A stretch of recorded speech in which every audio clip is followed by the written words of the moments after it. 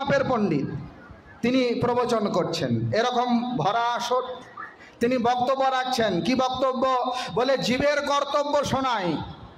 পরস্ত্রী দর্শনং পুণ্যং স্পর্শনম পাপনাশনম আলিঙ্গনং মহাভাগ্যং চুম্বনং মোক্ষদায়ক। শ্লোকটা মন দিয়ে শোনো, পণ্ডিত শোনাচ্ছে। পরস্ত্রী দর্শনং পুণ্যং, এটা সামান্য অর্থ কি হবে? বলে পরস্ত্রীকে দেখিলে পুণ্য হয়, পরের স্ত্রীকে দেখিলে পুণ্য হয়। পরস্ত্রী দর্শনং পুণ্যং আর স্পর্শনং পাপনাশনম, পরের স্ত্রীকে স্পর্শ করলে পাপ চলে যায়। ছি ছি ছি ছি, এ কি ব্যাখ্যা করছেন? বলে হ্যাঁ, আরো শোনো। আলিঙ্গনং মহাভাগ্যং, পরস্ত্রী আলিঙ্গন করলে মহাভাগ্য, আর চুম্বনে মোক্ষদায়ক। এটা অনুবাদ করলাম না। এইরকম যদি ব্যাখ্যা করে, এটা কি সদর্থ হলো না কদর্থ হলো? আরে পরস্ত্রী, যেখানে পরের স্ত্রীকে মায়ের মতো দেখতে হয়, আপনি কি বলছেন উল্টা পাল্টা? যেখানে বলছে পরের স্ত্রীকে মায়ের মতো দেখতে হয়, আর পণ্ডিত বলছে পরস্ত্রী দর্শনং পুণ্যং স্পর্শনং পাপনাশনম, এটা কি করে হয়?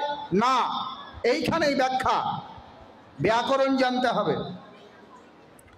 কোন শব্দের অর্থ কখন লক্ষণা হয়, কখন অভিধা হয়, কখন ব্যঞ্জনা হয়, কখন মুখ্যার্থ হয়, কখন গৌণার্থ হয়, এর সঙ্গতি যদি না বসায় তাহলে শাস্ত্রের উল্টা মানে হয়ে যাবে।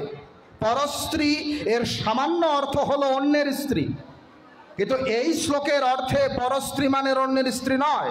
তাহলে না, পর শব্দের এক অর্থ হলো শিব। মন দিয়ে শোনো, পর শব্দের এক অর্থ হলো শিব। পর মানে উৎকৃষ্ট। আমরা বলি না পরব্রহ্ম, ওম ব্রহ্মা পরব্রহ্ম। পর মানে হলো উৎকৃষ্ট ব্রহ্মতত্ত্ব।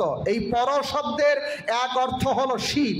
তাহলে পরস্ত্রী মানে হলো শিবের স্ত্রী। শিবের স্ত্রীর একটা নাম হলো গঙ্গা। ভগবান শিবের একজন স্ত্রীর নাম কি? গঙ্গা। এইবার শ্লোকের মানে, পরস্ত্রী দর্শনম পুণ্যম, মানে মা গঙ্গাকে দর্শন করিলে পুণ্য হয়।